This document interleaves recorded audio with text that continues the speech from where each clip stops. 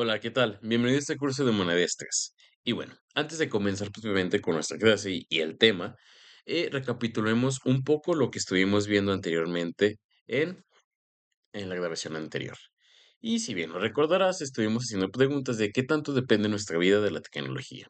Estuvimos abordando el concepto de ella misma y sobre todo vimos lo que ha hecho y sobre todo lo que está haciendo la IA, inteligencia artificial, en torno a estos cambios radicales. Desde que ya tenemos a ChatGPT que nos puede hacer, en este caso, un ensayo, una imagen, y lo que hoy en día también ha sonado o lo puedes ver más detalladamente son este tipo de dibujos animados que hacen como tipo anime en las imágenes que hoy se están hoy en día. Y sobre todo también nos deja ver los aparatos que nosotros tenemos para hacer uso de ellos y que nuestra vida sea más práctica, como bien te lo decía, el teléfono o smartphone, o el horno de microondas, o aquellas parrillas eléctricas de las cuales podemos hacer uso. Y si bien vimos que es algo muy satisfactorio y muy placentero, que realmente nuestra vida nos haga muy práctica, que ahorremos tiempo, pero por otro lado también estuvimos conociendo las implicaciones que tiene, es decir, qué límites se les tiene que poner a las tecnologías, porque hoy en día en Internet es la tecnología que más se utiliza y es la cual más dependemos, porque solo basta preguntarle, como bien te lo decía, a una inteligencia artificial o decirle a por medio de la voz a nuestro celular que busque tal información o meternos a un cierto navegador para buscar y nos arroja información. Sin embargo, este tipo de información puede arrojar datos personales de los cuales las personas no estamos enterados y de la cual no damos acceso para que se haga uso de ellas. Y es lo que hace principalmente las IAs, donde realmente ellas buscan alrededor de todas las fuentes de información que hay en Internet y retoman lo más importante. Y asimismo, esto puede causar que haya un cierto tipo de plagio o haya consecuencias legales en el uso indebido de este tipo de información. Ahora bien, también vimos con Karl Marx que estas nuevas tecnologías no son para todos. ¿Por qué? Porque esto hace que realmente las personas que tengan dinero, el capital necesario para obtenerlo, las pueden hacer uso, mientras las otras personas no. Es decir, también esto, Karl Marx nota que las personas, entre más tengan y sobre todo que utilicen un cierto tipo de marca en cuestión de este tipo de aparatos, hacen valer dentro de la sociedad. Es decir, lo que tú tengas o lo que tú puedes adquirir es que te da valor como persona. Y también Karl Marx nos pone a reflexionar sobre que el uso de las tecnologías son llevadas a cabo para que las utilicen los seres humanos, pero no todos, sino que realmente aquellos o aquellas que las pueden pagar. Y eso también habla o concientiza sobre, bueno, si realmente las tecnologías son hechas para los hombres, ¿por qué realmente no todos podemos gozar de ellas? Bueno, por el dinero. Y entonces, porque realmente no hay una buena economía en la cual realmente todas las personas pueden gozar de estos aparatos. Y verlo desde este punto. A veces desde las comunidades más marginadas, de las cuales pues no tienen ni siquiera usos médicos correctos o realmente los mandan hasta la ciudad para poder atenderse. Y cuando te puedes preguntar, pero bueno, si hay tecnologías adecuadas, ¿por qué no las mandan al pueblo? Eso es una buena pregunta. Que realmente todas las personas, algunas de localidades lejanas, tengan que asistir hasta la ciudad para ese tipo de tecnologías en cuestión de la medicina o algo muy simple, desde algunos pueblitos que están muy alejados, ni siquiera tienen luz o realmente no llega el sistema de internet o cable o algo por el estilo. Entonces ahí también nos ponemos a pensar qué tanto las tecnologías si bien hacen uso, pero no todas las personas podemos hacer uso de ellas. ¿Y por qué? Si realmente se hacen para eso. Y bueno, y también a partir de esto lo que nos podemos cuestionar es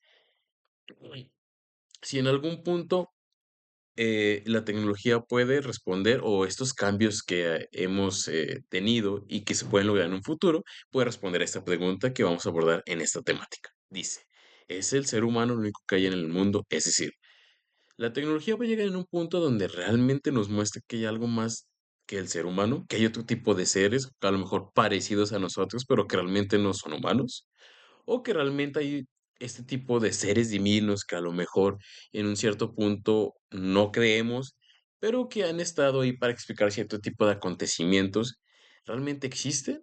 ¿No existirán? ¿O realmente, en este caso, dentro de otro tipo de universos, hay, como bien te lo decía, seres distintos a nosotros, con otro tipo de características, pero que también tienen razonamiento? ¿Realmente lo único que hay en el mundo son seres humanos? ¿Te has puesto a pensar? Más allá de las teorías conspirativas, lo que buscamos en esta exposición es realmente dejar en claro cómo el mito es parte importante hoy en día, a pesar de que ya se tengan sistemas, en este caso, lógicos y demostrados, de los cuales sabemos que es una respuesta certera, pero que también el mito nos lleva a cuestionar si realmente hay otro tipo de seres distintos a los seres humanos y sobre todo la importancia de hoy en día en el mito. Y me puedes estar diciendo, pero bueno, ¿qué importancia tiene eso si hoy en día sabemos, como lo estoy comentando, tenemos lógica, tenemos matemáticas, tenemos ciencias exactas, tenemos a la propia ciencia, que realmente nos da de manera empírica cierto tipo de experimentos y pruebas de la cual podemos justificar algo? Bueno, es a lo que trato de ver y sobre todo de que tú te realmente cuestiones que a veces pensamos que lo único que importa y que realmente lo único que hay dentro del mundo son estos seres humanos. Pero hemos visto en las anteriores producciones que si bien los seres humanos son una parte, eh, digamos, no decir importante, pero sí en este caso que lo ponen como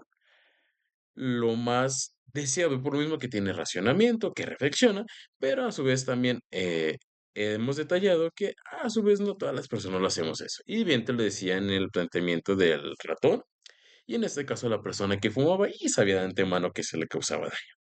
Ahora bien, sin más, más anuncios, espero que realmente esta producción te guste y sobre todo, comencemos con esto. Y bueno, ¿cómo es Dios?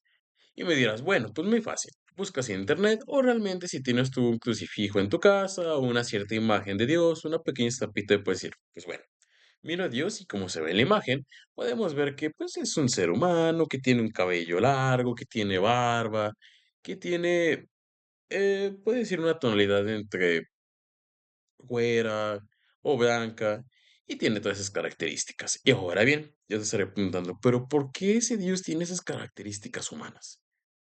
¿Por qué Dios no puede hacer de otra manera distinto al ser humano? O te pregunto, si los elefantes en este caso también reflexionaran y pensaran, y también en este caso pensaran en un Dios, ¿lo pensarían como un elefante? O cualquier animal en este caso, que realmente pensar y reflexionar también, si ellos postularan un Dios, ¿lo harían conforme a sus características? Es decir, aquí también se entra en cuestión el cómo el ser humano, más allá de que exista o no exista Dios, le da cierto tipo de características humanas a su Dios. Pero ¿cómo podemos saber que realmente Dios tiene esas características? ¿Cómo no podemos saber que a lo mejor Dios no es como tal, no tiene esas características, sino tiene otras? Y es cuando entra ahí la cuestión de que te decía del mito, cómo realmente el mito es una explicación que nos puede explicar, propiamente vaya la redundancia, cierto tipo de elementos que a lo mejor no podemos conocer, que sobresalen de nuestros conocimientos y que nos puede dar una explicación, en este caso, adecuada, si bien a lo mejor no verdadera, pero si bien adecuada para dar a entender cierto tipo de acontecimientos.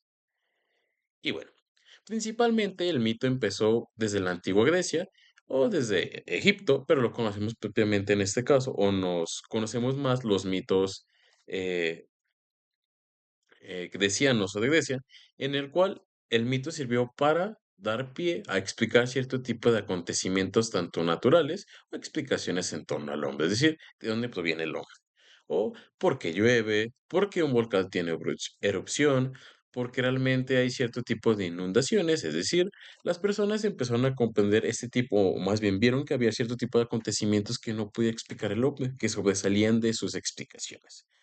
Y es decir, empezaron a postular cierto tipo de entidades que controlaban y en caso de que los hicieran enojar, pues les caía cierto tipo de malestar porque habían hecho enojar cierto tipo de dioses. Es decir, que realmente el mito empezó como esta explicación primera sobre el mundo y sobre el hombre. Posteriormente, cuando el conocimiento,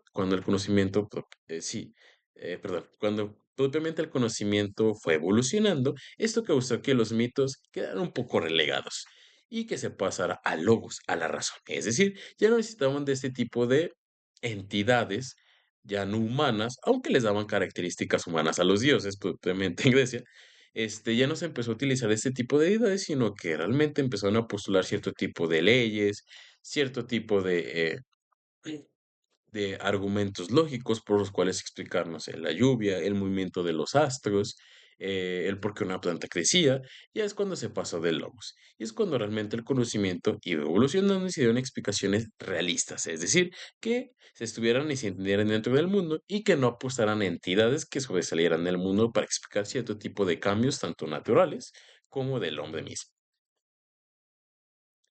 Y bueno, un ejemplo, déjame hacerle un poco más, este, grande esto, espero que alcance a ver, bueno, aquí como bien lo dice los dioses del Olimpo. Y dentro de los mitos que yo te explicaba, aquí nos da el origen de cómo empezaron este tipo de entidades o cómo surgieron los dioses. Y nos dice que en este caso hay distintos tipos de generaciones. La primera generación nos dice que había un ser que se llamaba Caos. Y del caos, en este caso, salió Gea, que viene siendo la Tierra, y en este caso Urano hacia el cielo. ¿Qué pasó? Esos dos se conjuntaron e hicieron otro tipo de seres, que en este caso Cronos, el tiempo, y por otro lado, Rea, la fertilidad. Sin embargo, en este caso, a Cronos le habían advertido una cierta profecía que alguno de sus hijos lo iba a destronar del reino. Y lo que hacía Cronos era, cuando en este caso Rea tenía un hijo, Rea hacía que se lo diera para comérselos. Sin embargo, llegó un punto donde Rea esto no le parecía, ¿y qué pasó? Bueno, le dio de comer una pequeña piedra, haciendo que Zeus, principalmente el que va a cumplir la profecía, va a adoptar a su padre, sobreviviera. Entonces se dice que Zeus, en compañía de otros seres, pues bueno, derrotó a su papá, y al momento de que le abrió el estómago, pues sacó a sus hermanos, que en este caso está Poseidón, Hera, Demeter y Hestia, la cual cada uno de ellos tiene cierto tipo, Hades, perdón, y Hades, el cual el cual de ellos controlaba, o en este caso tenía cierto tipo de actividades. Por ejemplo, Hestia era del hogar, Demeter era de los cultivos, Hera era de la familia, en este caso Zeus el rayo, Poseidón el mar y Hades, en este caso, el infierno. Y pues ya en este caso Zeus tuvo varios hijos, que en este caso tenemos de Hera con Zeus, hubo la tercera generación de dioses, que eran los hijos de Zeus. Y tenemos a Hefesto, que se encargaba del fuego, Ares de la guerra, Dionisios del vino, Hermes del mensajero, Atenea de la sabiduría, Artemisa de la casa, Apolo la belleza, y en este caso Afrodita, amor y belleza. Y después también Zeus, pues anduvo de loquillo y tuvo más hijos, ¿sale? Pero en este caso son semidioses. Estos sí son dioses como tal porque provienen de dos dioses. Y a los demás se les llama semidioses porque realmente Dios era un dios, pero los tenía con humanas. Y pues, si en este caso te interesa saber más de los hijos de Zeus, busca en este caso cómo los tuvo y realmente cómo engañaba a las mujeres. Pero bueno. Más allá de eso, lo que busco con esto de los mitos es tratar de entender cómo, en este caso, los antiguos grecianos daban explicaciones en torno a por qué pasaba esto en tanto los cultivos, en los rayos, o sobre todo, en este caso, qué pasaba cuando tú ibas a cultivar. Bueno, tienes que darle un sacrificio o tienes que hacer esto para que el dios no se enojara y realmente te recibiera de buena manera en el caso de lo que a él le tocaba. Y bueno, y pasando del mito al logos, ya tenemos principalmente a los filósofos, que en este caso son los presocráticos. Presocráticos, porque bien si lo recuerdas, son antes de Sócrates. Y también se les llamaba filósofos de la naturaleza, porque lo que ellos buscaban de dar una arjé, como bien lo dices, el principio del universo o el origen del universo, ya no lo buscaban en seres mitológicos o en seres que sobresalieran de los límites del mundo, no en dioses, sino en algo real que estuviera dentro del mundo. Y pues tenemos aquí tres de los cuales no tienen explicación. Uno es Pitágoras, que Pitágoras nos decía que realmente el mundo proviene del número. Tales de Mileto, que en este nos decía que realmente el origen del universo proviene del agua. Y en este caso Anaximandro, que nos decía que eso proviene del Apeirón. Bueno, entonces cada uno de ellos nos explicaba, como le decía, como a partir de algo que existía ahí, es que decían que era el origen del universo. Y es en este caso, como bien lo mencionamos en la otra imagen que te había enseñado, cómo realmente se pasa del mito a logos, a la razón, apelando a explicaciones realistas de las cuales podamos decir, pues sí, realmente está ahí y tiene sentido lo que me dice en comparación de algo que a lo mejor sobresale de mi entendimiento y que realmente no puedo comprobar porque está más allá del mundo físico. Y entonces estarás preguntando, bueno, a partir de esto, los mitos acaban y nos tenemos que poner atención, ¿o qué tengo que hacer con el mito? ¿Solo tomarlo como una redacción interesante, fantástica, imaginaria, que realmente no sirve para nada? Pues no. Realmente con esta persona que está ahí, o este pensador, más bien propiamente dicho, es Hans Blumenberg, quien nos dice que realmente los mitos nos dejaron de existir. sino que en este caso no desaparecieron del colectivo imaginario, en el cual estas explicaciones hoy en día, fantásticas, suele explicar pues acontecimientos que son importantes para la cultura. Y hoy en día lo que podemos tener, o al menos en México, lo que seguimos haciendo cada 2 de noviembre o en el mes de noviembre es recordar a nuestros difuntos. ¿Y por qué ponemos en este caso en nuestro altar con cierto tipo de escalas? Pues bueno, porque nosotros pensamos que hoy en día nuestros difuntos vienen.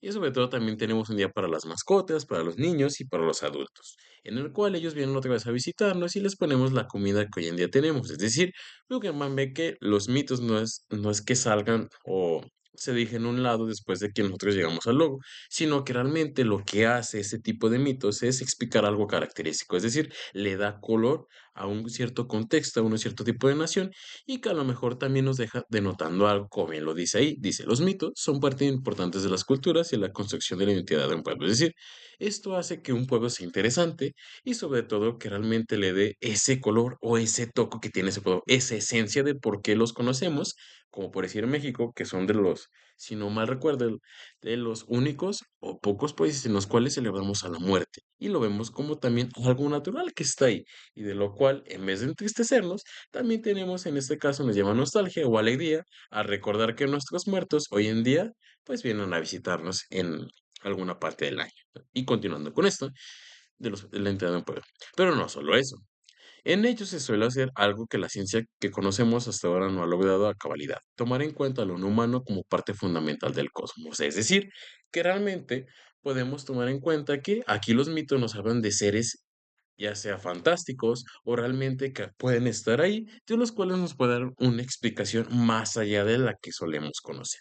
Por ejemplo, retomando otra vez el Día de los Muertos, que están en un cierto punto, en una cierta entidad, que ahí está.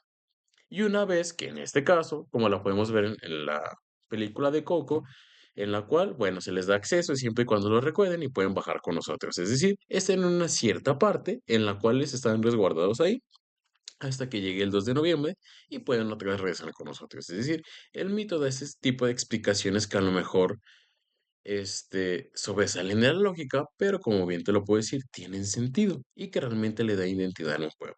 Y sobre todo ayudan a explicar que a lo mejor puede haber algo que no sea humano y que realmente, como bien te lo decía, puede ser a lo mejor cierto y a lo mejor de lo cual no podemos encontrar explicaciones lógicas o racionales. Y en este caso, ¿por qué la ciencia se vuelve antropocéntrica? Es decir, tomamos a la ciencia como al ser humano como parte de nuestro estudio y pensamos que realmente el ser humano es el único que se puede estudiar y lo más relevante y lo único que hay dentro de esta existencia. Pero los mitos realmente nos muestran que puede haber más allá de eso. Y en este caso podemos decir, pero bueno, ¿por qué la ciencia solo se encarga de estudiar este tipo de al ser humano como su principal fuente de consulta? Y en este caso Aristóteles ya nos había advertido algo desde antes. Dice, bueno, eso depende a qué ciencia le preguntas. Y Aristóteles nos dice tres definiciones de cómo podemos ver al hombre, o por qué la ciencia se puede ver antropocéntrica y sobre todo qué es el hombre acorde a cada ciencia.